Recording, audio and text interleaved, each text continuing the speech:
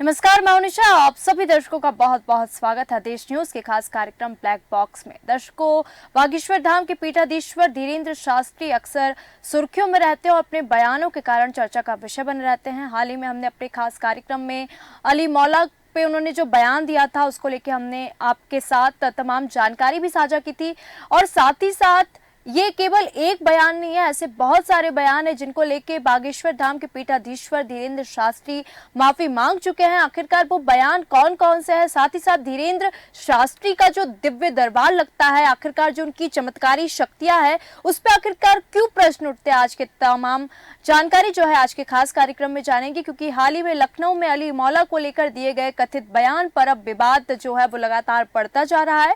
तमाम मुस्लिम संगठन उनके खिलाफ FIR दर्ज करने की मांग कर रहे हैं।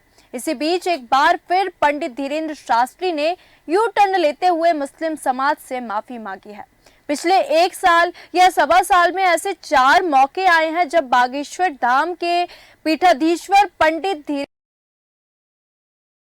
धीरेन्द्र कृष्ण शास्त्री विवादित बयान देने के बाद माफी मांगने की मुद्रा में नजर आते हैं। आपको बता दें कि ताजा मामला मुस्लिम समाज की आस्था से जुड़ा हुआ है।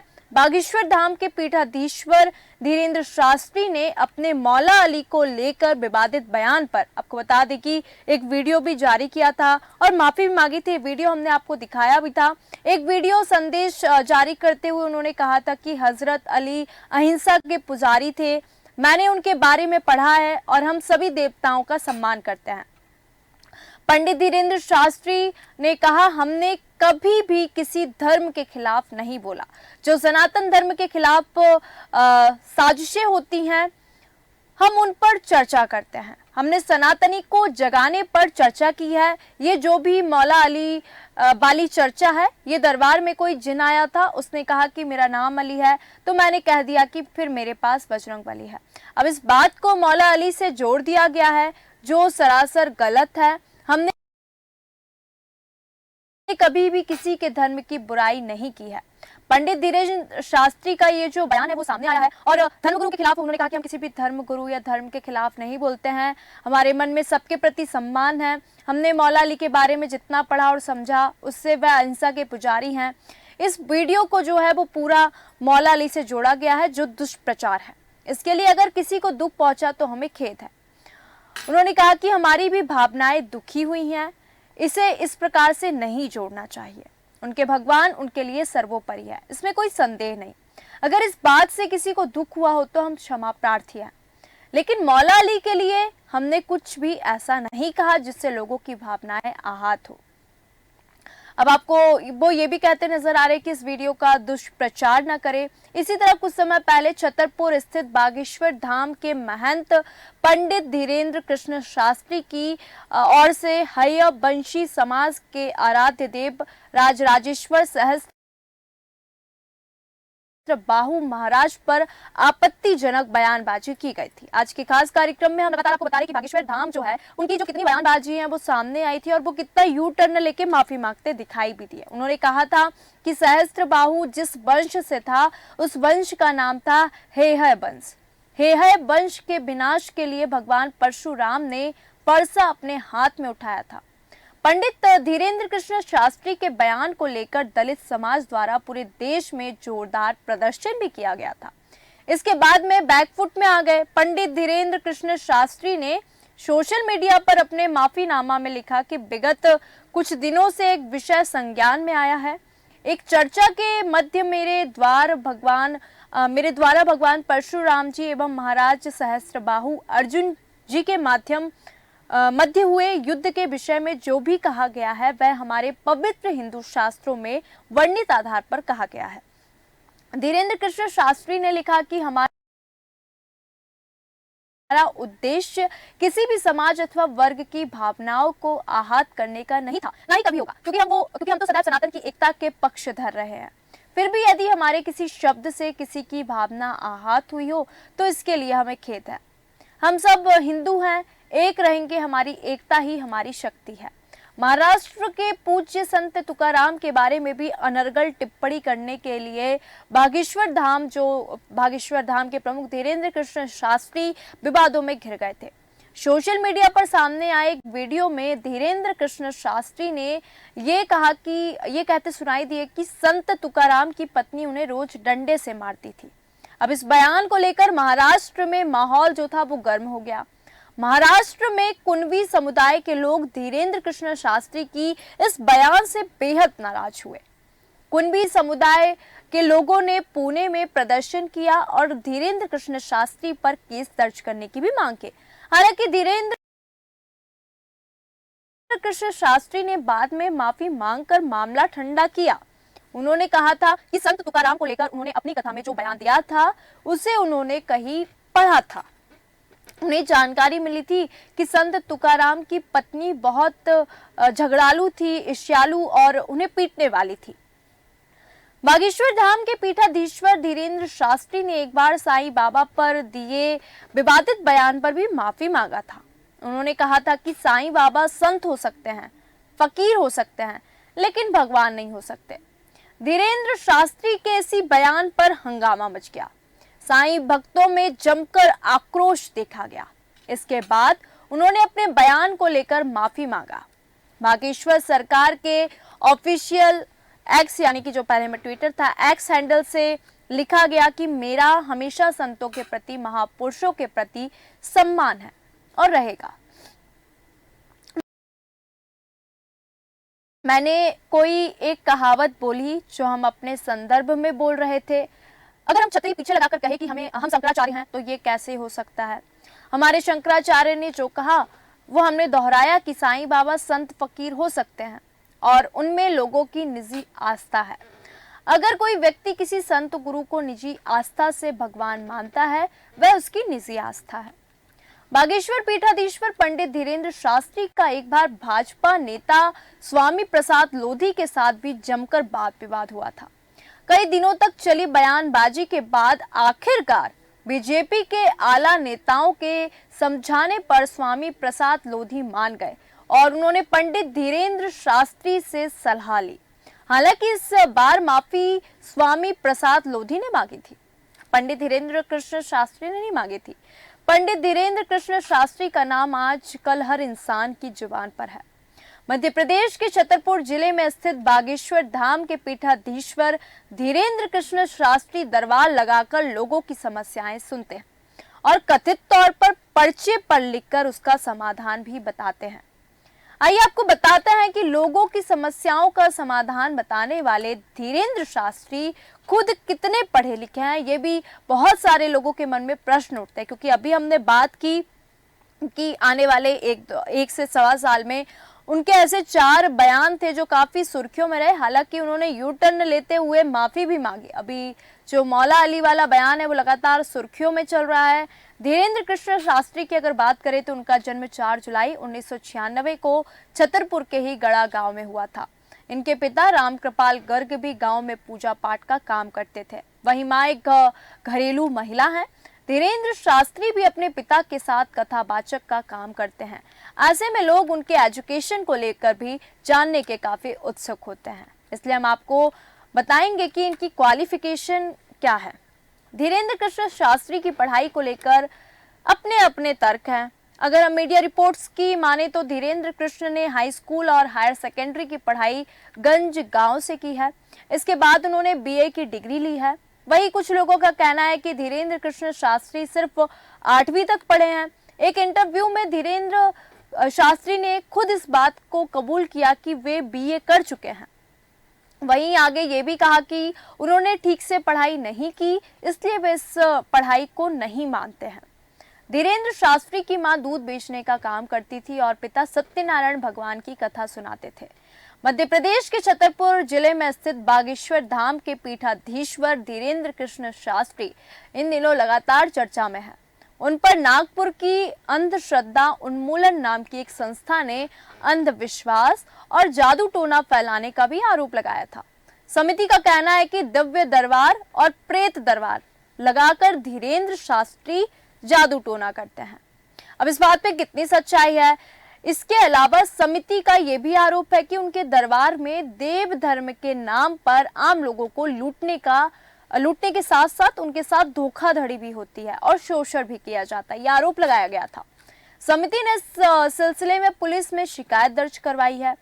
आपको बता दें कि ये शिकायत महाराष्ट्र मानव बलिदान और अन्य अमानवीय बुराई और अघोरी प्रथा अथवा काला जादू रोकथाम और उन्मूलन अधिनियम 2013 के तहत कार्रवाई की गई।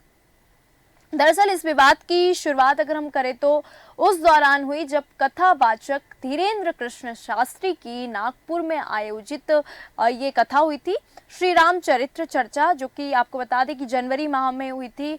और आपको ये भी बता दें कि इस पर अंधश्रद्धा उन्मूलन समिति का कहना था कि धीरेन्द्र कृष्ण शास्त्री को उनकी समिति की तरफ से चैलेंज दिया गया था कि वह उन लोगों के बीच आए और अपना दिव्य दरबार लगाएं, और वो जो ये दावा करते हैं कि बिना मिले ही लोगों के बारे में सब जान लेते हैं, तो उनके बारे में भी बताएं।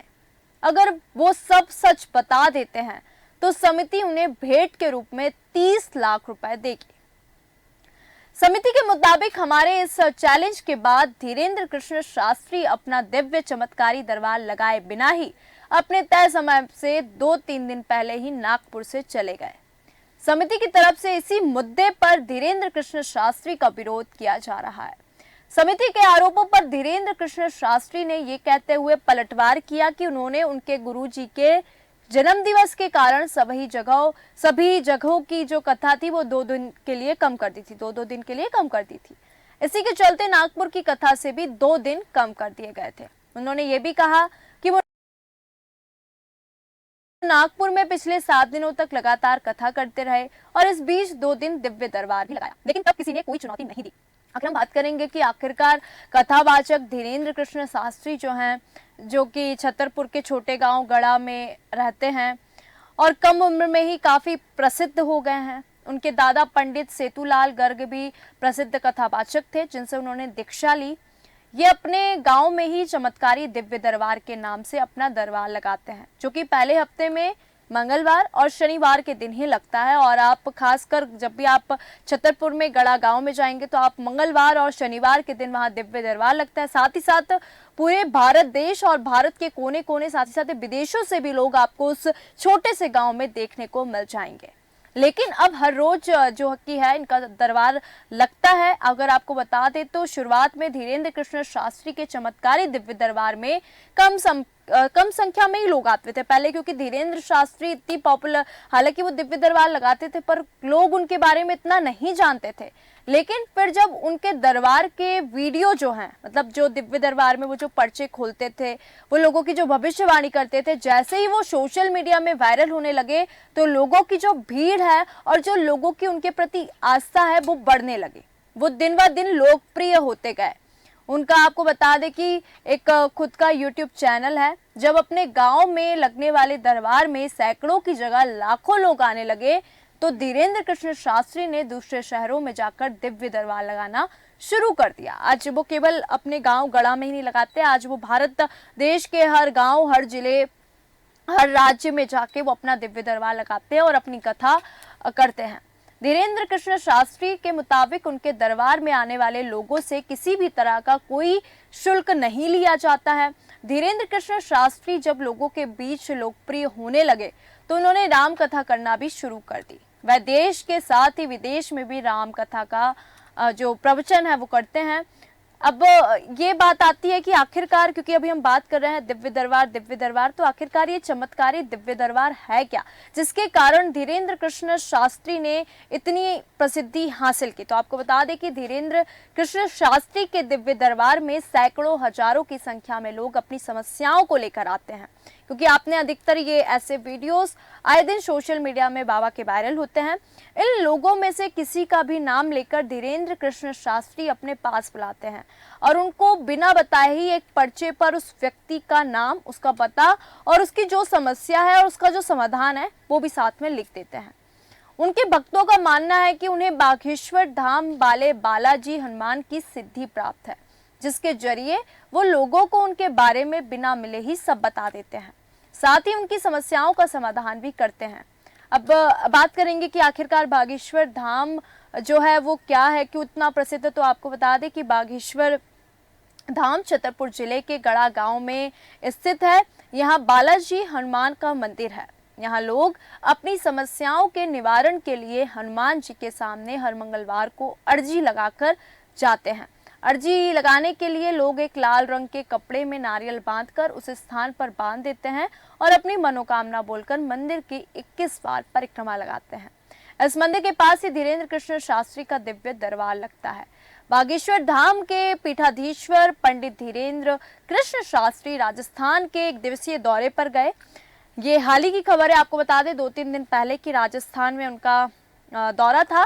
इस दौरान वो जोधपुर पहुंचे, जहां लोकसभा चुनाव से पहले उन्होंने अपना बड़ा बयान दे दिया। अब ये जो लोकसभा चुनाव से पहले उन्होंने अपना बड़ा बयान दिया है जोधपुर में जाके, वो भी लगातार सुर्खियों में बना है। वो क्या है, आइए हम आपको बताते हैं। उन्होंने कहा कि राजनीति से धर्म नहीं चलता, बल्कि धर्म से राजनीति चलती है। इसके साथ ही उन्होंने मीडिया के अन्य सवालों के जवाब भी दिए हैं। बागेश्वर धाम के महंत पंडित धीरेन्द्र कृष्ण शास्त्री पहली बार बाड़मेर जा रहे हैं। आपको बता दें बाड़मेर में क्योंकि अभी हिंदू नववर्ष हाल ही में गया है, उससे जुड़ा कार्यक्रम था जिसकी तैयारी लगभग पूरी हो गई है। आपको बता दें कि राजस्थान के मुख्यमंत्री भजन लाल शर्मा और केंद्रीय मंत्री कैलाश चौधरी बाबा बागेश्वर दरबार के साथ मंच साझा करेंगे। और आपको बता दें कि बड़मोर दौरे को लेकर बाबा बागेश्वर के समर्थकों में जबरदस्त खुशी देखने को मिल रही है। इस दौरान जब धीरेन्द्र शास्त्री जोधपुर पहुंचे तो उन्होंने मीडिया से बात की। पंडित धीरेन्द्र शास्त्री ने कहा कि फिलहाल आचार संहिता चल रही है, बाद में आएंगे तो कथा भी सुनाएंगे। साथ ही उन्होंने जोधपुर की पर्ची को लेकर कहा कि भारत आगे बढ़ रहा है, जोधपुर में भी जय जय होने वाली है।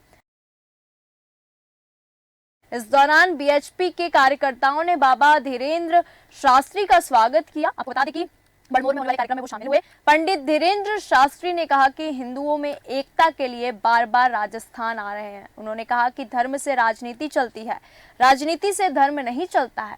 उन्होंने लोगों के हिंदू धर्म में शामिल होने को लेकर कहा कि जो आ रहे हैं वो वैश्विक संस्कृति से जुड़ रहे हैं, जो हिंदू धर्म में नहीं आ रहे वह मानव कल्याण के लिए घातक है। राम मंदिर बनने के सवाल पर उन्होंने कहा कि धीरेन्द्र कृष्ण शास्त्री ने कहा कि माखन मिश्री खाएंगे, बहुत ही जल्द ठाकुर जी भी विराजमान होने वाले हैं। तो आपको बता दें कि बागेश्वर धाम के दिव्य दरबार में ऐसा क्या होता है। आज के खास कार्यक्रम ब्लैक बॉक्स में दर्शकों हमने आपको बताया कि बागेश्वर धाम, साथ ही साथ वो लगातार अपने बयानों और जो उनके बागेश्वर धाम का जो दिव्य दरबार है उसमें ऐसा क्या होता है, क्या होती है चमत्कारी शक्ति या क्या होती है ये चमत्कारी दिव्य दरबार। और धीरेन्द्र शास्त्री ने जोधपुर में जो पर्चा खोला, और क्या सच में होता है चमत्कार, आपको क्या लगता है, आप सभी दर्शक हमें जरूर बताएंगे। क्योंकि बहुत सारे प्रश्न उठते हैं कि ये धर्माचार्य हैं या फिर कथावाचक है, क्योंकि ये धर्म का प्रचार प्रसार करते हैं या फिर कथा करते हैं। और धीरेन्द्र शास्त्री की चमत्कारी शक्तियों पर अक्सर क्यों सवाल उठते हैं, क्यों लोग उनको चुनौती देते हैं। क्योंकि हाल ही में देखिए लखनऊ में जो अली मौला को लेकर उन्होंने बयान दिया वो लगातार सुर्खियों में है, लगातार चर्चा में चल रहा है। ऐसे अगर हम बात करें बड़े बड़े विवादित बयानों की, तो अभी तक बागेश्वर धाम के पीठाधीश्वर धीरेन्द्र शास्त्री के ऐसे 4 बयान जो है वो सामने आ गए, हालांकि उन्होंने इस पर माफी मांगी। तो आज के खास कार्यक्रम में हमने जाना धीरेन्द्र शास्त्री अक्सर क्यों सुर्खियों में रहते हैं, क्या है उनकी चमत्कारी दिव्य शक्तियां।